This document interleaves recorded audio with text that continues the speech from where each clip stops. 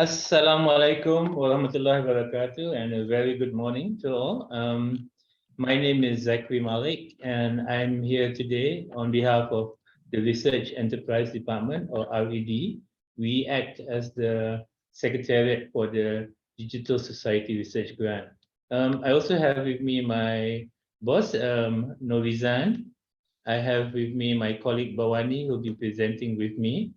And then I have my colleague Hidayat and Atika, and also my colleague from the IT department, Mr. Izzat.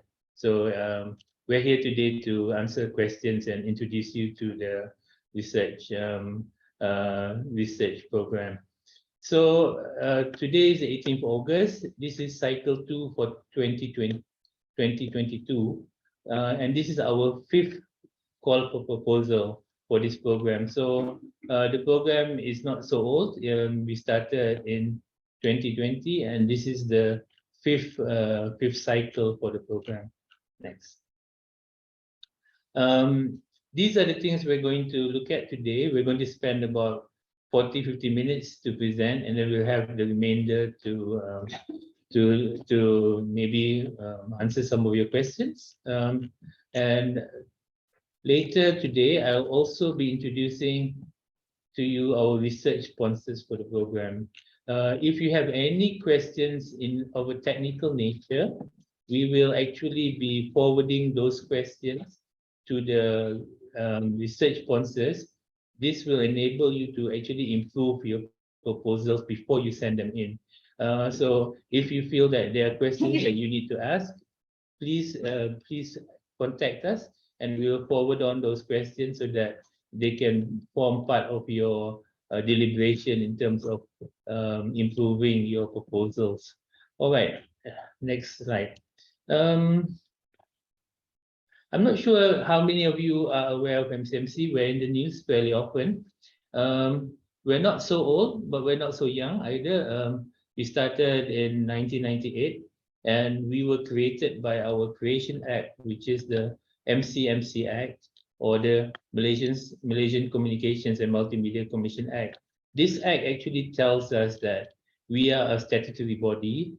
The staff are, legally, we are not government servants, but we are penjawat awam, so we are civil servants in a sense, and we are bound by any of the laws which apply to civil servants.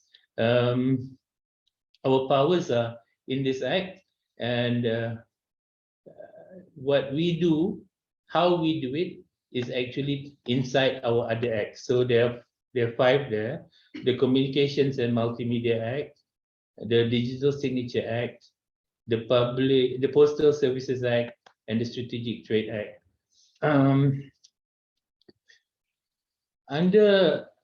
Today, we're going to see some titles which actually reflect the areas or these particular legislations. So, for example, we will see certain things which are going to touch on the Digital Signature Act. At this current stage, there are 4 certification agencies under the Digital Signature Act. They are Post Digicert Sdn Bhd, MSC Trustgate, Telecom Applied Business Sdn Bhd, RAFCOM Technology Sdn Bhd. So you will notice later that there are 3 research areas which actually are asking prospective researchers to have a look at. So we'll go into that a little bit more detail later. We also have things which are, there are certain things which is a little bit special about our acts. For example, if you look at the CMA, the DSA, and the PSA, those are all acts where we are both the licensing authority and also the enforcement authority. One of these acts is a little bit different. So you look at the bottom there, you have the Strategic Trade Act. And under the Strategic Trade Act, the act itself is actually under the authority of MITI. But in this act, we are both a licensing authority and also an enforcement sort of a party. So under the Strategic Trade Act, The other licensees are actually the Strategic Trade Secretariat Committee itself, the Atomic Energy Licensing Board, MCMC, and also the Pharmaceutical Services Division of the Ministry of Health. The enforcement agency, so we are also aiding the Royal Malaysian Customs, the Royal Malaysian Police, the Malaysian Maritime Enforcement Agency, and then there's us. So we also have that enforcement sort of work in with regard to the Strategic Trade Act. We have lots of things that we do in MCMC. The whole of MCMC, we have about 1,000 plus staff, and we have offices in all of the states and jurisdictions in Malaysia. So for Wilayah Persekutuan Labuan, we'll have an office. For Putrajaya, we have an office. For Kuala Lumpur, we have an office. And all the states in Malaysia, we have offices. So apart from that, if you look at these boxes here, this is the work that we do. You'll notice we have work which is related to regulation, which is related to infrastructure, which is related to spectrum, which is related to the consumers. There's lots of different things. We also have massive work on the Jendela here. And I've also put a red star beside some of these boxes, and these are the things which actually MCMC is in which we are going to look at in our research titles later. So every year, those red stars will actually shift depending on what is the research requirement for MCMC during that particular cycle. So the work that you are invited to be doing are actually going to touch on our KPIs, which are involved with all these red stars. So in terms of the work that you will be doing, it's pretty important because it actually helps us to deliver services to the rakyat better. A little bit about MCMC. We're not just a regulator who gives instructions. We also are a regulator that tries to promote this whole idea of self-regulation in terms of allowing industry to create certain regulations or certain codes or certain guidelines. So for the longest time, there were 4 fora, but as of last year, we have a new forum, which is the Postal Forum, and these are the 5 that are somehow related to. So for example, for last year, for the last cycle, we had work which touched upon the work of the Content Forum, but that research is actually almost completed. So next slide, please.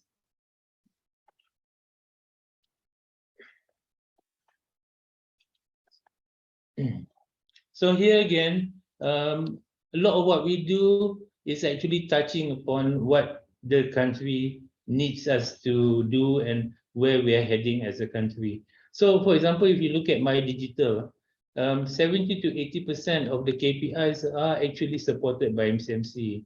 And if you look at the 4IR, where it is usually something about this concept about what we need to do to achieve the Industrial Revolution. But what was created a couple of years ago was the National 4IR and Digital Economy Council. And we play a role through the digital infrastructure and the data cluster, and where MCMC aims to drive greater adoption of 4IR technologies within the government services, with National Digital ID acting as the catalyst. So for today, you also see a research request related to National Digital IDs. So National Digital IDs is something which we want to do in tandem with what we already have now. So you have in your wallets your IC, right? So this whole concept of digital ID will be a supplement to that, or complementary sort of identity to deploy government services.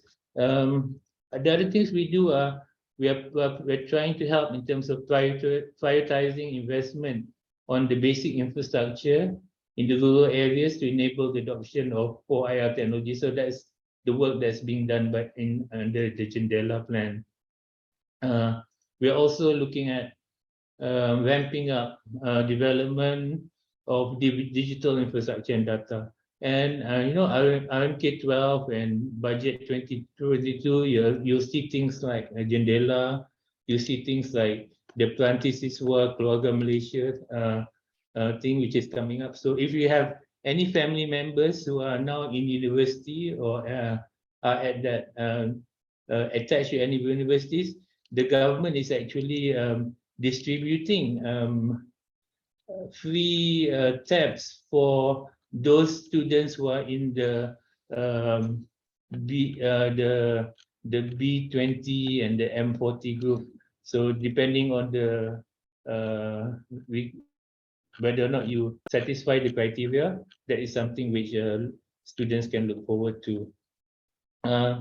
Where under RMK12 and budget 2022, we're also looking at the creation of a large-scale data center ecosystem to offer high-tech cloud computing services to meet user demand. We want to create more submarine cable landings to expand global connectivity. And we're also trying to fit in also that human side. So across Malaysia, we have Pusat Ekonomi Digital Keluarga Malaysia. So we're going to look at how to expand the coverage, how to expand the value for these PEDI centers beyond just being a center for deploying connectivity. We're looking at how to deploy e-commerce services via these centers, especially in the rural areas in Sabah and Sarawak. So that's also another area of interest for the research for this cycle. Next slide, please. So again, what the DSRG does is actually it is very specific in terms of helping MCMC do their work. MCMC for us to do our work better. We want to grow evidence which is necessary in terms of how we do our work. So example, if we're going to a certain direction, apart from our own desktop studies which are done by our own units, we are also looking at independent research from you guys, from the research community, to actually help us go towards a direction with the evidence necessary to go there. Again, a little bit about our grant. Unlike our previous iterations of research, again, even though this research is only 2020, but we started research activities from MCMC in about 2008. So for these 5 research cycles is more inward facing in terms of what our requirements are. And basically because of that, we're not looking at such big research. We're looking at things which give us dipstic sort of coverage of certain areas and basically able to give us information about a more limited context. That's why the research is actually deployed in a very fast way. Yeah, we expect the researchers to be able to complete all the research activities within 6 months period and using up to 10,000 ringgit. So a lot of your research is going to be desk bound, and also maybe because COVID has taught us that, you know, sometimes interviews and stuff like that, it can be done not through a face-to-face basis. We are expecting a lot of researchers to actually deploy a lot of those technologies in terms of when they're doing the research, doing online surveys, doing online video conferencing and stuff like that. Our research focus has always been about these 2 areas. So we've got on the left, digital citizenship and cyber wellness, and on the right, digital inclusion. So under these areas, for our research customers in MCMC, or what we call the research sponsors, they are actually looking at areas in relation to digital inclusion. So for example, under both focus area 1 and focus area 2, you have regulatory implications and policy. So you might have research touching upon regulatory implications and policy for either of these areas. We might also have communication strategies. So for example, for today, we're going to look at digital identity, and we're going to look at whether or not the communication strategies that are going to be put in place or have been put in place are actually doing its job. So that is what you guys as researchers will be invited to participate in. Next slide, please. So a little bit about our framework. Basically, the stakeholders, we categorize in 3 separate groups. On the one side, on the left-hand most, you have MCMC, and MCMC, the most important part of it is the research sponsor. So the research sponsor actually tells us what areas that we need to know more on.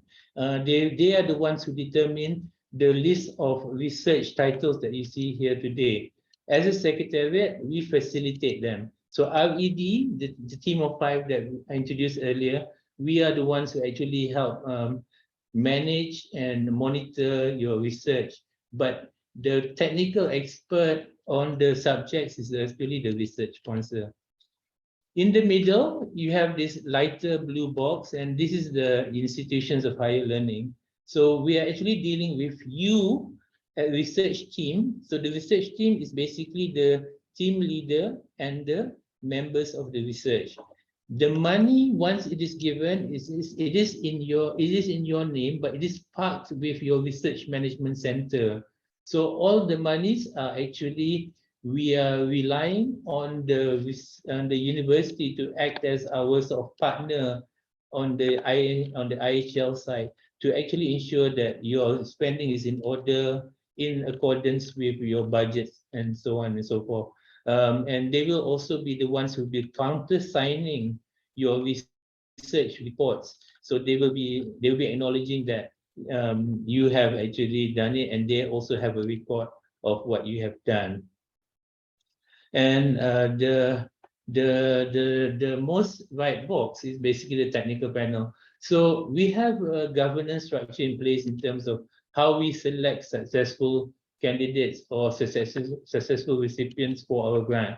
And this is actually done by a collective. So the research sponsor will actually give their views, and then after that, the technical panel will, having taken into their views, they will be the ones who will be conducting a face-to-face or a video conference sort of pitching session to see whether or not the selected or the shortlisted candidates, which ones are the most likely to be able to do the research within the given time with the best sort of approach. So whereas MCMC, we determine for you what the areas are, but in terms of methodology, in terms of who your research members are, in terms of your budget spending, and according to what phases you need to go through, that is all upon for the research team to actually propose, and for the technical panel to be convinced that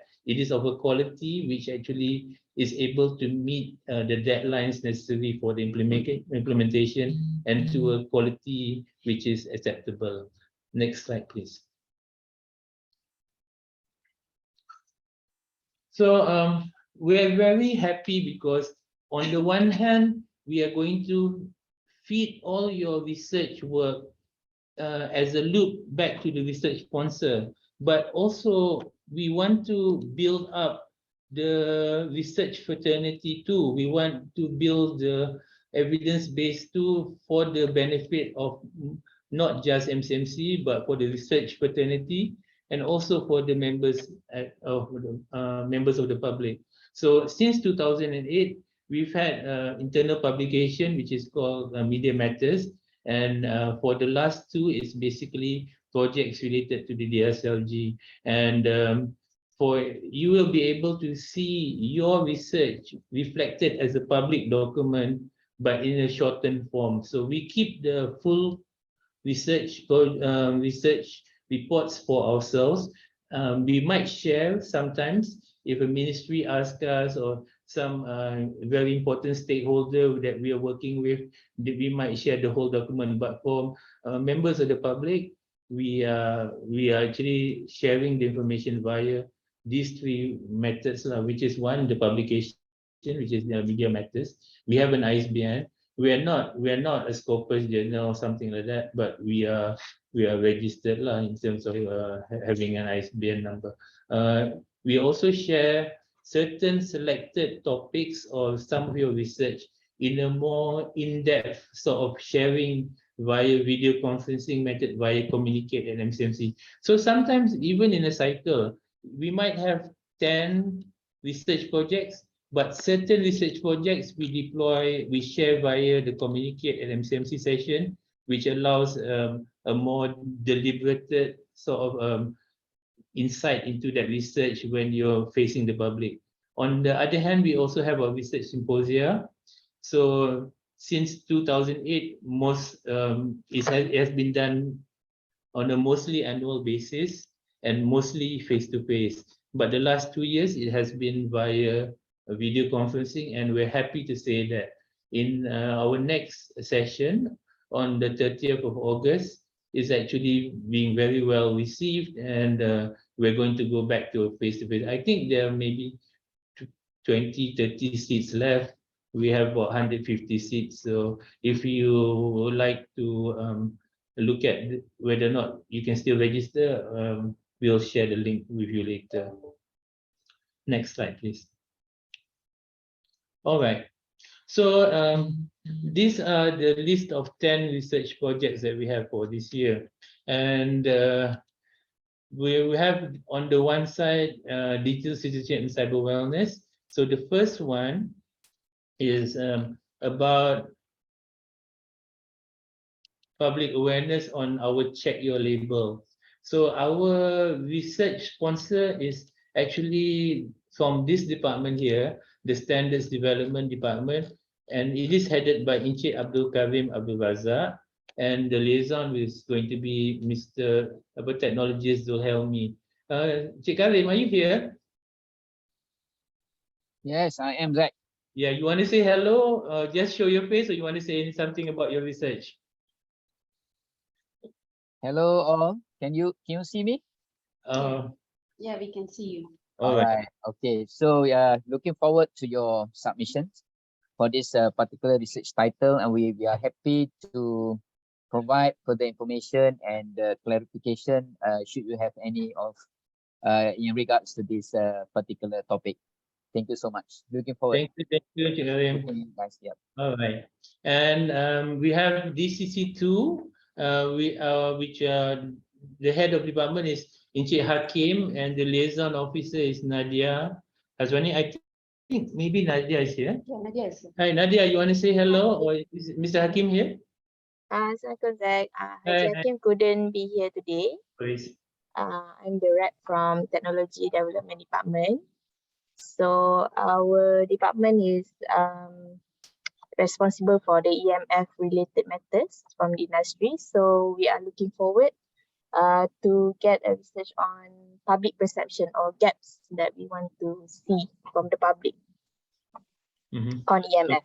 Yeah, so again, this is about it's a perennial topic. People continuously mix up the implications of having infrastructure living with us today. So even though we've had infrastructure being part of the landscape, Malaysian landscape for many, many years, people are still worried. You know, yeah, during COVID 2020, we also had strange things happening around the world. People were blaming 5G towers for COVID-19, even when the towers were not switched on in the UK. So things like those are very strange, but they became part of the landscape. So these are the things we're going to try and relook at the state of the research, and for you guys to report back to us in terms of what has been done, and maybe for us to improve our communication tactics better, because we are using the same script, the same narrative which we've been using for many a year, because the science has been sound. But the thing is, sometimes we have to remind the Rakyat that these are actually ahead of the 5G implementations. It is something which we can manage in terms of the health implications. So again, thank you, Nadia. So Nadia, if you have any questions about any technical aspects of what we do, you can please send an email to DSRG, through the Secretariat, and we will forward it on to Nadia ahead of you submitting your proposals. Okay, next slide, please. Thank you, Zach. Thank you so much. So again, this is DCC3, and we have another Puan Nadia, but this Puan Nadia is Nadia Fariza Badruddin. So she's the head of the training center, and the liaison officer is Puan Dayang. So just to let you guys know, the research enterprise department and the training center and the knowledge management center, we have 3 units which are all part of the MCMC Academy. So if you hear the term MCMC Academy, one third of the picture is the training for internal and external parties. The other bit is for us, the research, and another bit is the knowledge creation, knowledge value ecosystem part, which is the library, the KMRC. So is Nadia here? Dayang is here. Okay, we have Dayang, who's the liaison officer. Dayang, would you like to say anything about your research, please? Yes, Zach. Hi, everyone. Assalamualaikum. Zach, allow me maybe to briefly what we need. Just some sort of introductions from me as a representative of Puan Nadia from Training Center Department. So actually, just to continue what Zach introduced just now, starting in 2021, MCMC Academy through Training Center actually have realigned our activity and expanded our roles from focusing on internal staff training development needs to industry capacity and capability building. So therefore, we actually actively looking for collaborations from any parties, especially from universities, to develop micro-credentials courses. As of today, we have collaborated with 4 local universities, which are University Technology Malaysia, UCSI University, UniKL, and MMU. However, in order for us to ensure this strategy is successful, we need findings or an overview for us to understand the background of micro-credentials courses in Malaysia, along with the challenges and benefit of upscaling and rescaling working adults, mainly in communications in multimedia industry. So we hope this finding will give us a guideline to ensure that the quality and relevance of the program offered by IHLS are in line with the government initiative to address the shortage of skilled talent, mainly in communication in multimedia industry. Therefore, MCMC as an industry can assist university in delivering highly relevant programs that help to develop skill in professional graduate for the workforce. So if you have any questions with regard this proposal, you can contact me anytime through Research Enterprise Department. This is Zach. Thank you very much. Thank you, Dayang. Okay, guys, before I go on to the next one, if you notice on the right of those boxes, you have that guided research in red, right? So in the past, we had both open research and guided research. But for this cycle, all the research is actually guided. What it means is, again, just to reiterate, the research objectives are set by us, and we request that you actually meet these research objectives in your proposals. You might want to fine-tune the research objectives. You might want to add to the research objectives, but you should not delete or drop any of the research objectives, because this is one of the considerations when we are actually looking at your proposals. So let's go on to the next slide. So on the next few slides, we're going to see areas 4A, 4B, and 4C. And then we're also going to see area DCC5. And for all these 4 research titles, basically the research leader is Encik Muhammad Fairuz Muhammad, and the liaison officer is Mr. Wajih. I'm not sure if Encik Fairuz, are you here? Yes, I'm here. Hi Fairuz, you want to introduce a little bit? Do you want to talk, or do you want to just say hello? Okay, hi, hello to all. Assalamualaikum. So we hope that we can get a very good research on this matter, because we are currently on the digital transformation for end-to-end trustworthy ecosystem, so that this research will help us to have good input related to digital signature also on the digital ID.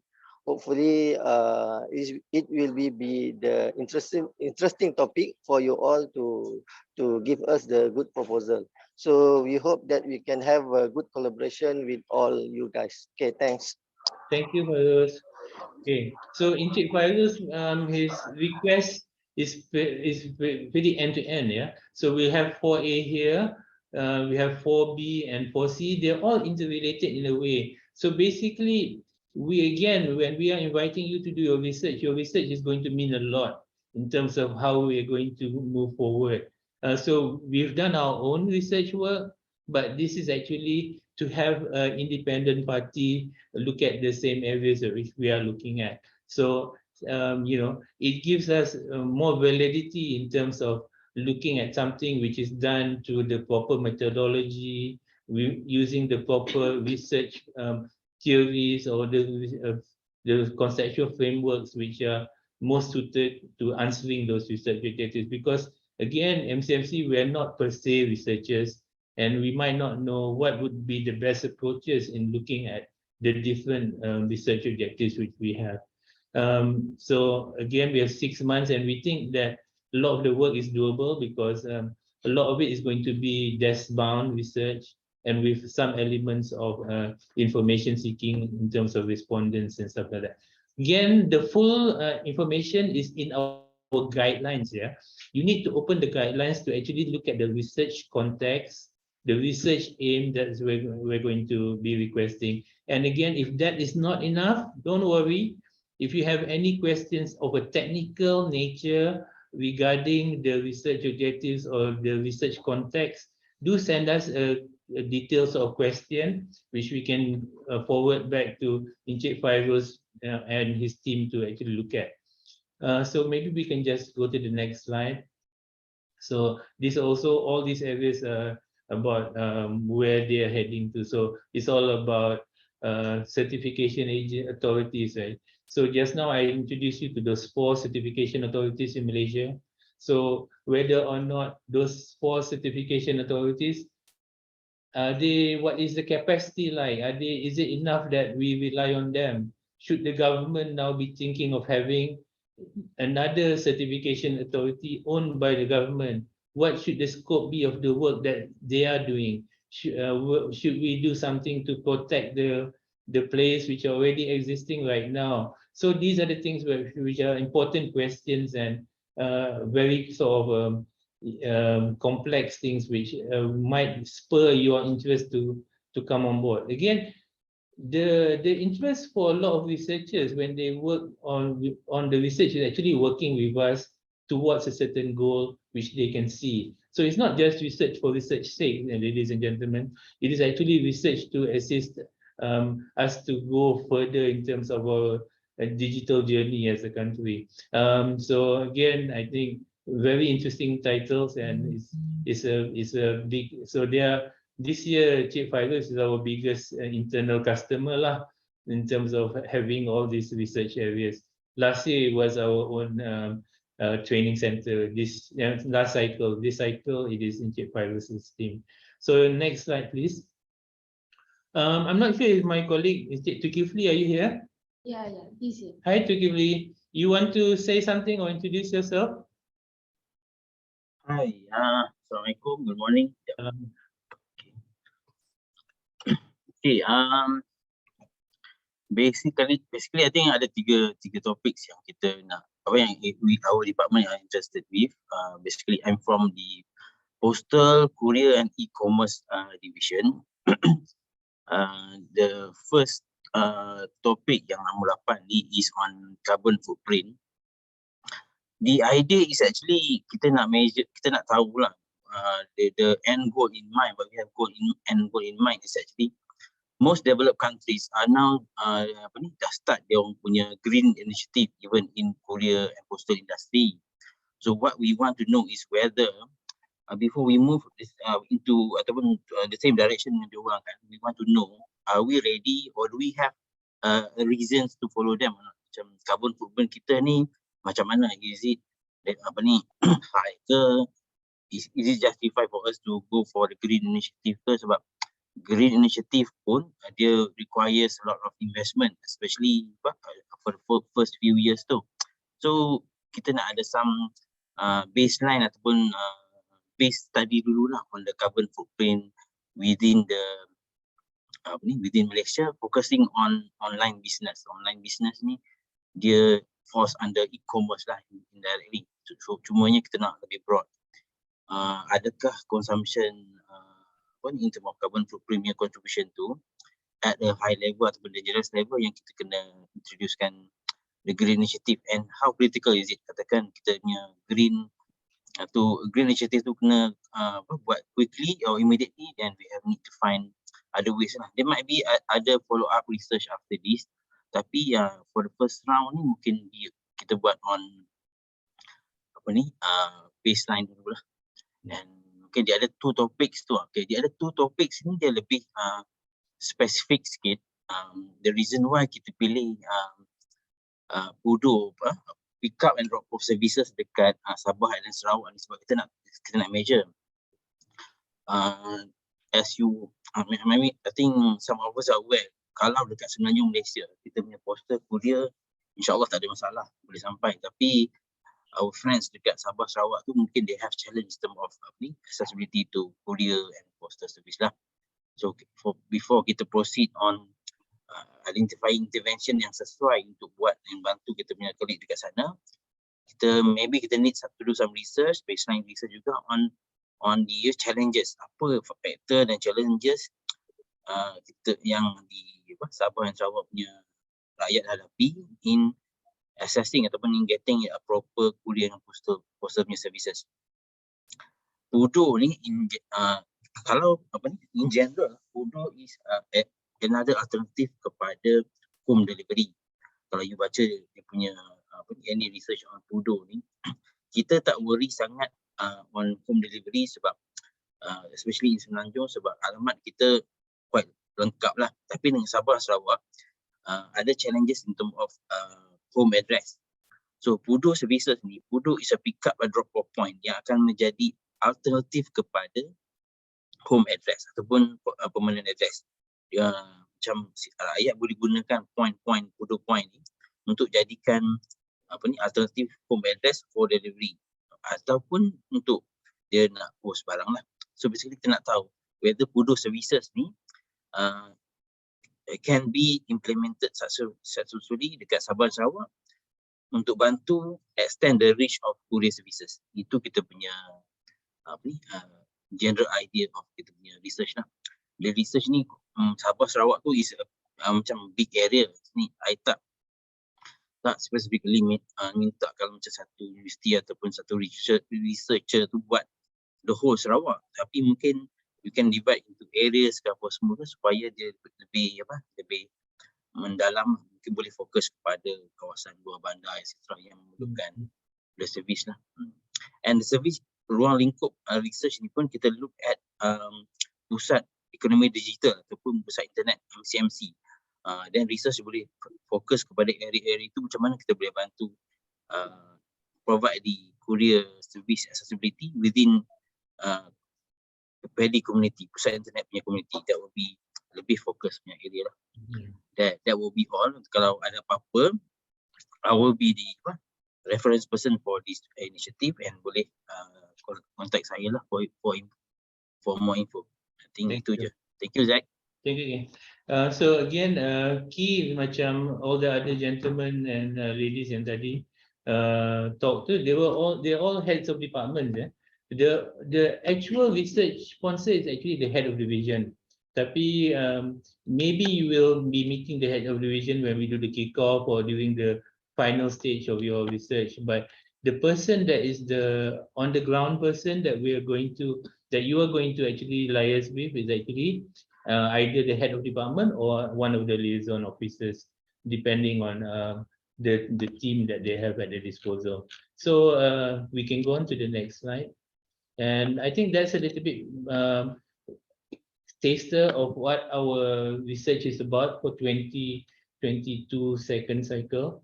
And a lot more information is available through the guidelines, and in the guidelines we have everything covered.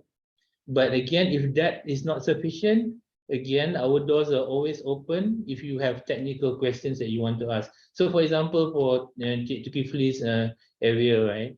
If you're looking at the paddy centers, you want to be able to identify areas where courier services do not really touch, right? If you're going to an area which is already adequately covered by the couriers, maybe it's not something we're so interested to know. We want you to actually be able to tell us, given the location, the way that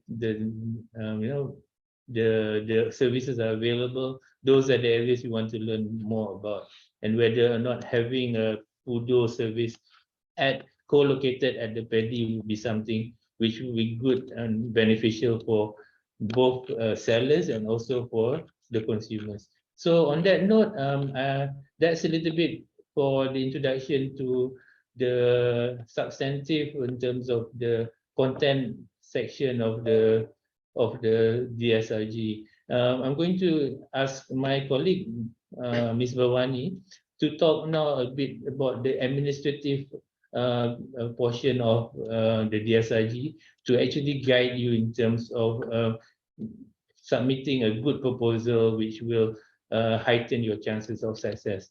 So ladies and gentlemen, thank you. I pass over the floor to Bhavani. Thank you. All right. Thank you so much, Zach, and also our research sponsors for your very informative session. All right. Good morning, ladies and gentlemen. Thank you once again for spending your time and attending today's DSRG information session. I hope that Zach's presentation gave a clear understanding of MCMC and the research requirements for DSRG 2022 Cycle 2. Now I will provide explanation on the administrative process. So like you can see the process overview, the slide here. This flow chart shows the DSRG process overview and the critical timeline that must be observed. So for this cycle, the call for proposal was opened on the 10th of August and will be open until the 9th of September, 5 p.m. Yeah? So after the closing, we will start the evaluation process, which I will explain later on.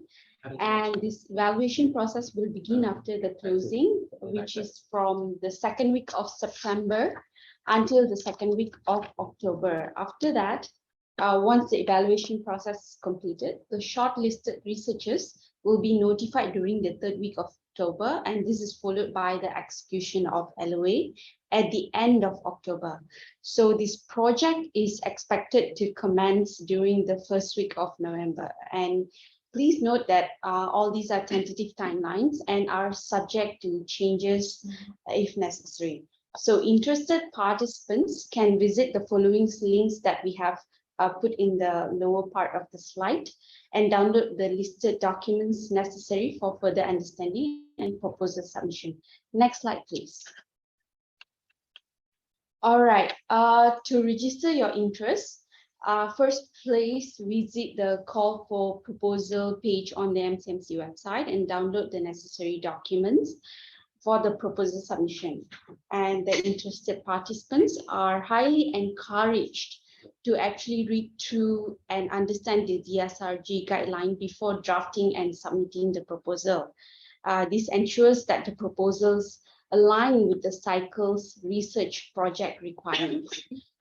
Potential researchers will be considered for evaluation when you submit the proposal form in both PDF and Word copies, the CV of all research team members, certified copies of the highest academic qualification, and other relevant materials to support the proposal. Please note that all these documents must be submitted via email by the 9th of September, 5 p.m. And also, we will not accept any submission that we receive after the deadline. We just want to give you a gentle reminder, yeah, that please don't wait until the last minute to submit the proposal, because from our past experience, multiple incoming emails with heavy attachments here at the same time may cause the server to delay the email delivery. So it will be a great disappointment if we could not consider your proposal due to these technical glitches at the background.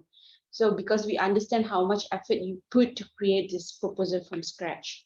Next slide, please. All right, this is the evaluation process. As you can see, we start with the opening of call for proposal, which will run for 1 month. After the closing, all the submitted proposal will be filtered and reviewed by the Secretariat based on the research requirement criteria. So if the researchers are shortlisted, they will be invited for a pitching session with the DSRG technical panel, consisting of experienced academicians and or industry experts. If not, we will just notify them accordingly of their unsuccessful submission. And after the pitching session, the successful researchers who are considered for the award will be notified via email, followed by the execution of the LOA. Again, the unsuccessful researchers will be notified via email as well. Next slide, please. All right. On top of the requirement listed in the guideline, the following are the additional criteria that we will consider upon reviewing and selecting the proposal here. So the researcher must demonstrate sound understanding of MCMC's roles and function. I think we can go that by the presentation by Zach. And the researcher's experience and expertise are demonstrated through prior research work and publication in the proposed field. So this one we will read through the CV that you sent to us. And the proposed research must provide new insight, value, or knowledge on the existing body of research. And the feasibility of the research scope must be commensurate with the grant amount and duration, which is RM 10,000 ringgit within 6 months' time. And the proposal must address the research problem and exclude the development of prototypes or applications. And the proposal must meet the submission and evaluation criteria listed in the application guideline. And the proposal must be written in an understandable, concise, and straightforward manner. Next slide, please. All right, in addition, for the selection process, we'll consider the following 5 important qualifying criteria. First is quality. The proposed research must be rational and presented coherently and logically. The proposed research must also fall within the research focus area and consider all ethical considerations. The second is the impact. The proposed research must contribute to MCMC's policies and initiatives and offer new insights into the subject area. The third is alignment. The proposed research area must align with the beneficiary department's specific works and potentially be useful for building the knowledge base. I think this is going back to the research objective that we have listed in the previous slides here. The fourth is suitability. A researcher with the right expertise, skills, and knowledge who can propose a suitable methodology to accomplish the research objectives is another qualifying criteria that we will consider. And finally, the feasibility. The proposed research must be feasible and completed within the stated time frame, which is 6 months' time. Next slide, please. All right, we have come to the end of our presentation session today. So I hope you understand the administrative process that I have explained. If not, you can always send us an email, drop us an email anytime, and we will get back to you. So if you have any questions now, please type them into the Q&A box that you can see on your screen. And also a gentle reminder to fill in the feedback form that we have shared in the chat box.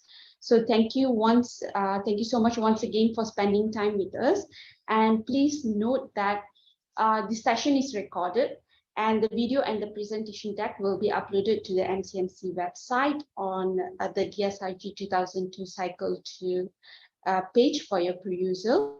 Tomorrow, we will upload it by tomorrow. So now I'm passing again over to Zach to moderate the Q&A session. Over to you, Zach. Thank you very much. Ladies and gentlemen, I think a lot of your questions have been answered via the chat box, right?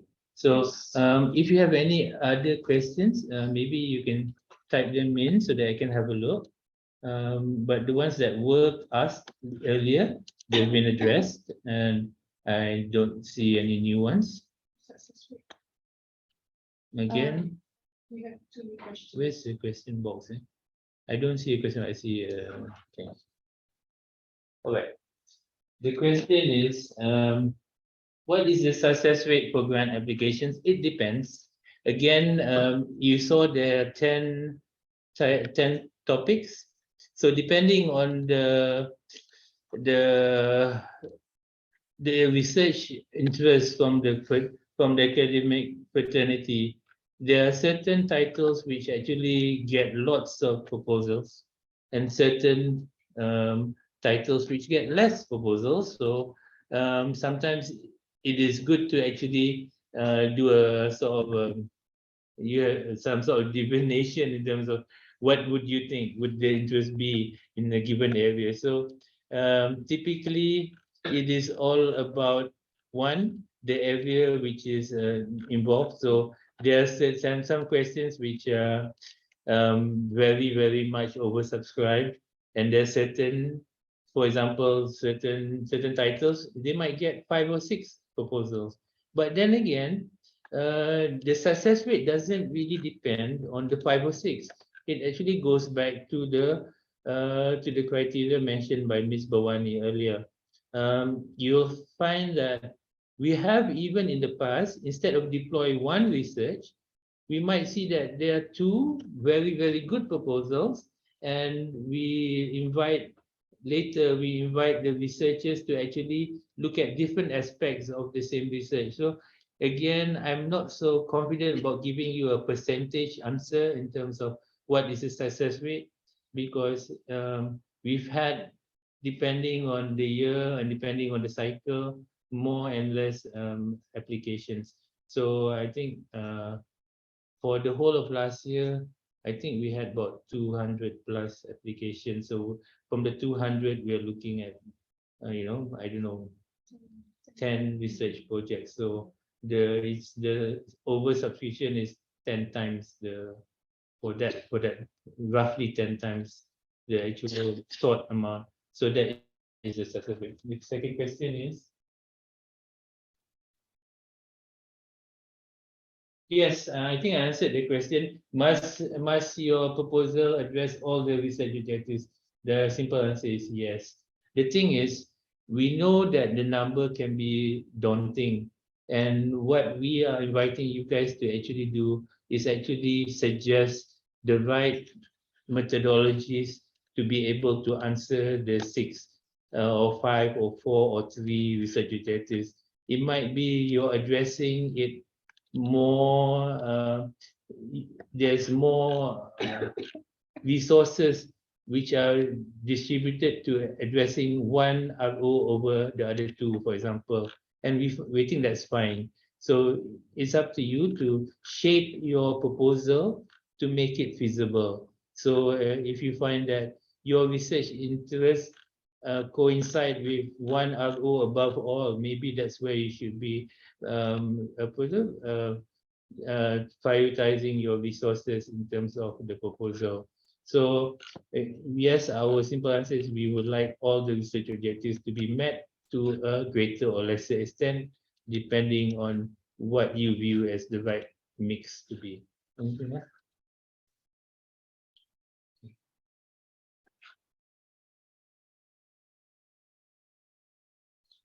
What kind of other relevant materials support the proposal? So we are looking at your body of work, right?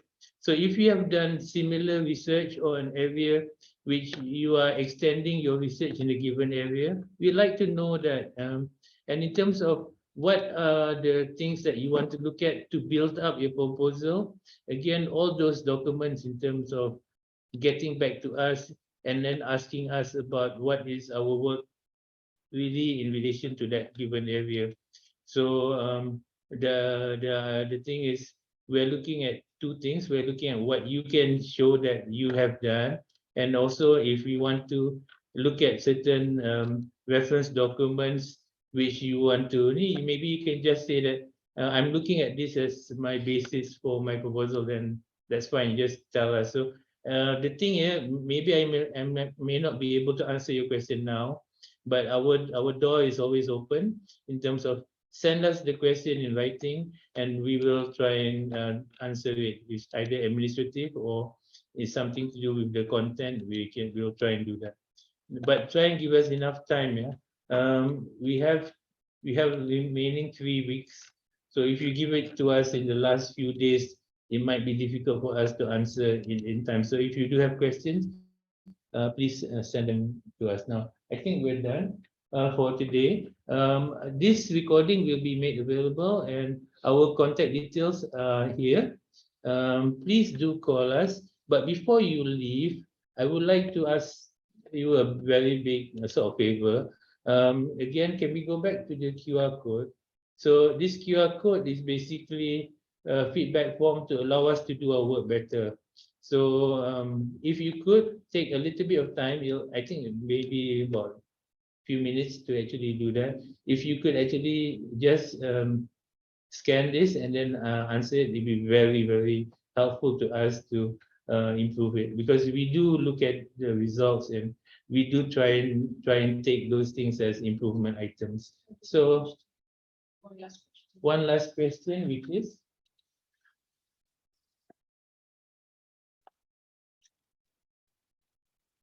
okay. Can a member of a MCMC related agency like MTFSB be a member of the research team? Yes, but the lead must be an accredited doctor, a PhD holder with a institution of higher learning. The team members can be industry members, can be MTFSB members, whatever it is that is most appropriate for that research. So the members can be anyone. We've had members in the past represent from TM, for example. TM, we've had our earliest of research grants. We have like members from TM R&D, for example. That is okay with us. As long as everyone knows that what the role is in terms of the research and where they are actually contributing. But the lead has to be the PhD holder attached to university. So for example, if this project is going to the legal duration is about 9 months. So for the 9 months that you are doing the research, you should be accredited to a university. So if you are, we don't mind, you can be a Malaysian, you can be a non-Malaysian, as long as you have a contract with a local university. So on that note, again, on behalf of myself and my team, and also on behalf of all the research sponsors, we'd like to thank you so very much for your attendance. I think most of you have stayed the whole 1 hour, and we do look we're looking very much, we're excited about receiving your proposal. So on that note, we hope you have a good day, and we hope to look at your proposal soon. Thank you so much. Assalamualaikum and good day. Bye.